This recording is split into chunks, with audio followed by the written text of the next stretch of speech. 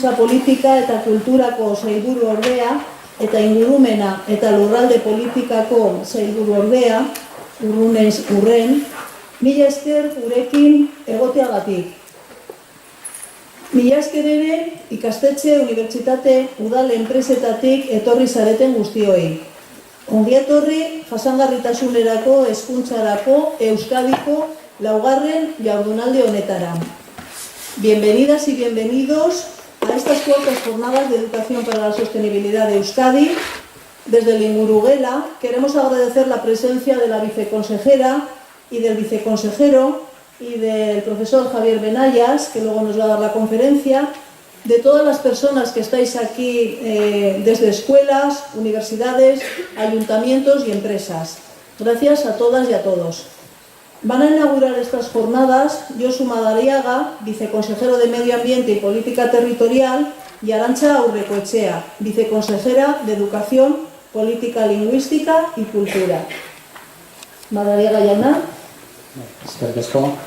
Arratsaldeon guztioi, Eusko Jaurlaritzako ingurumen eta lurralde politika sailaren eta hezkuntza, unibertsitate eta hezkuntza politika sailaren izenean, ongi etorri jasangarritasunerako hezkuntzako laugarren jardunaldietara.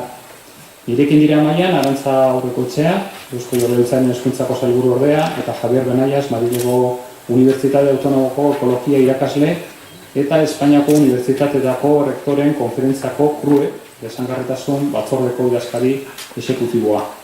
Eta jardunaldei hasiera emateko gogoeta bat egingo dugu, funtsezko gogoeta bat, gurekin izango baita berehala hasiko diren 3 eguneko lan jardunaldi trinko hauetan zehar.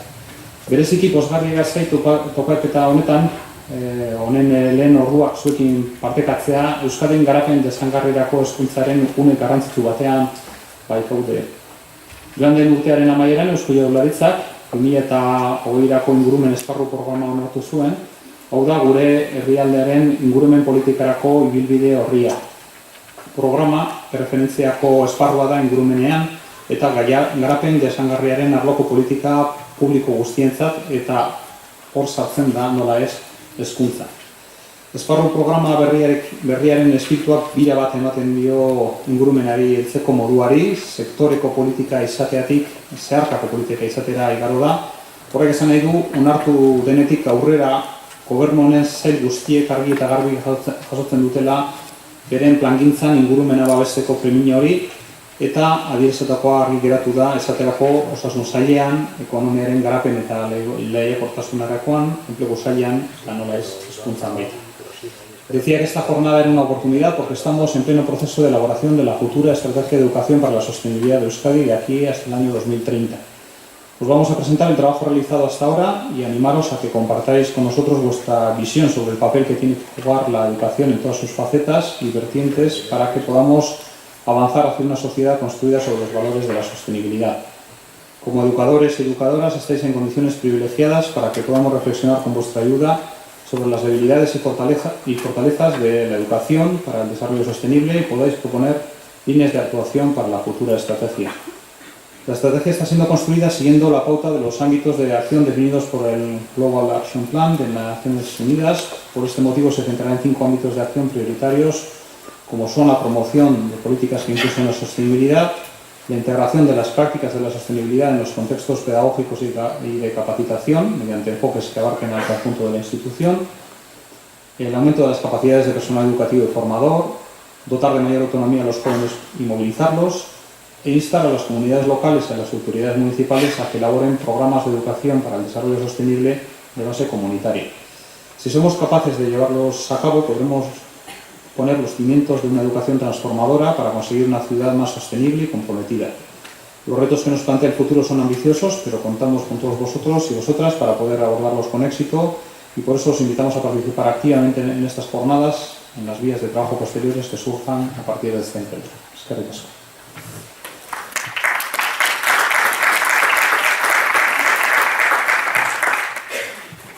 Arratsaldeon guztioi eta nire kasuan lehenengo agurtu Madariaga jauna eta baita Benayas jauna ere gurekin batera gaudelako hemen eta eskerrak emon antolatzaile dugula gara, baina antolatzaile esaten dudanean ekitaldi honetan antolatzen aurretik ibili zareten guztioi egindako lanagaitik, eta jardunaldi hauek ez dira jardunaldi hutsak, beti jardunaldi guzti dute lan asko atzetik, eta kasuntan laugarren jardunaldi hauek dira azken urteetan egindako lan guztiari buruzko hausnarketa egiteko, eta aurrera begira zer egin, norantza jo, hausnartzeko, eta azkenean jasangarritasunari, azken helburu hori baita, jasangarritasunari behar dan besteko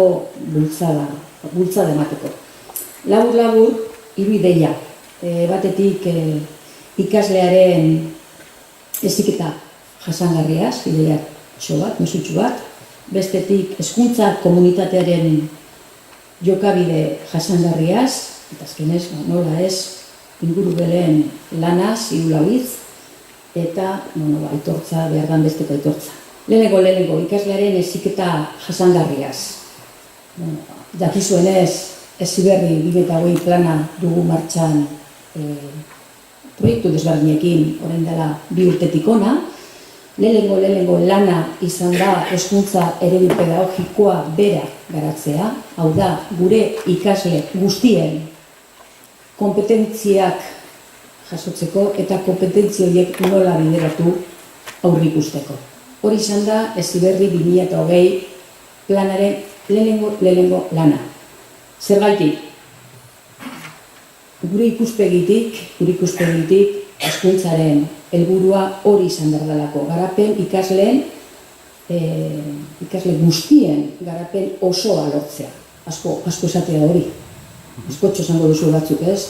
Garapen pertsonala, akademikoa, soziala, lanbiderakoa ere, hori guzti hori oinarri etikotan oinarritute. Baina oinarri etikoekin, ez? Orduan hori izanik, ustote toki badala gaurko saio hau UNESCOk 2015an aurten bertan egindako edo argitaratutako lan baten esaldi bat ateratzeko. Replantear la educación hacia un bien común mundial izeneko lan honetan agertzen da ideia bat.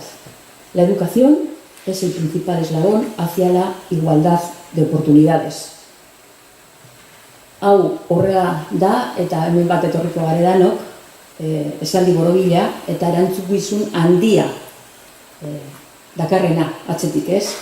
Hori horrela izan da, egiten dugun guztia egon behar du horra begira, ez? Azkenean, aukera berdintasunean hezkuntzatik egiten duguna bada eta da lehen maila, ez? Bizitzaren eskilara horretan igon beharreko lehenengo maila egiten duguna, geran egiten duguna ikaragarrizko garrantzia dauka, ez? Orduan, horretarako eskolatik abiatu behar gara, horretarako hezkuntza eredu pedagogikoak, dakizunez ez da gauza larria, kompetentziak maiganeratzen ditu, disiplinarrak ez zeharkakoak ere, pentsatzen eta ikasten jakitea, danontzako edo askorentzako ezagunak izango dira, egiten ikastea, hor mural batean ikusi hor ekitzailtza, ekiten eta egiten ikastea, pertsona izaten ikastea, baita elkarrekin bizitzen ikasteare. Horrek kompetentzi guztiok landu aldira modu askotara, baina azkenean ordutegia da, ordute, eta gainotzeko kompetentzi guztiak ere, disiplinarrak edo ditzen diren guzti horiek ere landu behar ditugu. Orduan, nola egin eta lagundu eskolatik pertsona osatu horiek garatzen. Zeharkako kompetentziak deitzen diegu eta zeuzegaitik deitzen diegu zeharkakoak. Azkenean, edozen umen aurrean edo eskolumen aurrean jartzen diren irakasle guztiak dira erantzule. Heziketa jasangarria ere izan behar da, beste helburu askoren artean, jasangarritasunaren alde egiteko irakasle guztiek parte hartu behar dute. Horregaitik ari gara, Heziberri 2020 egitasmoa bultzatzen, uste dugulako badaukagula zer hobetu, kompetentzien trataeran, heziketa integral hori bultzatzeko badaukagu zertan hobetu. Kompetentziak asmatzen ez da, kompetentziak asmatuta daude. Osea da, nola lotu kompetentzi horiek eskola barruen, ikasgai ezberdinetan, danok erantzule izateko. Irakasle guztia, guk geuk ere, guk bideratzen ditugun programa guztietan. Alde horretatik, eta bat iten dut, liburuan, eta bukatu dut, azkenean reflexionerako zer bat ideiak jartzea da nire helburua, beste barik, eta horretarako hezkuntza komunitatea gaude irakasleak, eta hezkuntza komunitate osoa beharrezkoa baita heziketa jasangarri hau bideratzeko. Eta alde horretatik, gaur egun parte hartzen ari garen guztiak, irakasle guztien implikazioa beharko da. Programak ditugunak berrikusi eta txertatzen, eskolaren eguneroko jardunen txertatzera jo behar dugu. Alde horretatik, eskola osorako dauden proiektu guztietan hezkuntza proiektua, proiektu kurikularra, eta horre garatzeko programa zine didaktikoetan, eta hor sartu behar ditugu, benetan zeharka bultzatu nahi ditugun balore eta ekimen guzti hauek. Hori da bidea, azkenean esan dugu, ez dezagun ahaztu, ikasle guztien kompetentzia guztiak. Eta programak beharrezkoak dira, eskola agenda ere beharrezkoa da, eta beharrezkoa izaten jarraituko du, eta gainontzeko inguru gudelatik bultzatzen ditugun gainontzeko programak ere, baina ez dira ailegatzen, behingoz, ikastetxe guztietara. Eta du, ikasle guztien gana du behar gara. Garapen kompetentzi guzti horiek garatzeko duen zeharkakotezun hori lan nahi behar dugu nahi ez. Orduan, jasangarritasuna bultzatu bai, jarraipena egin ere, ebaluatu ere, baina benetan eragileak behar ditugu, eta horretarako behar ditugu irakasle guztiak eta hezkuntza komunitate osoa. Eta bide hori egiteko argi dago,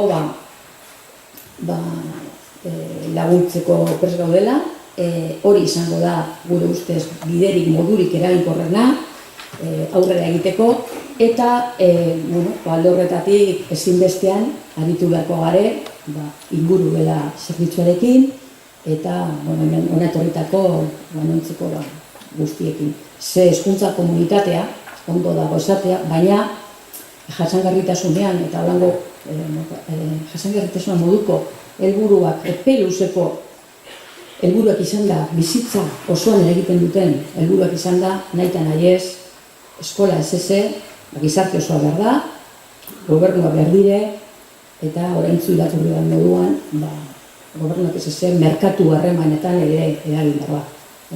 Orduan, ez da makala, behintzat hezkuntza komunitatea modu eraginkorrean aritzea, da kontua, eta ditugun eskura ditugun tresna guztiak modu eraginkorrean erabiltzea zuen laguntasunari esker.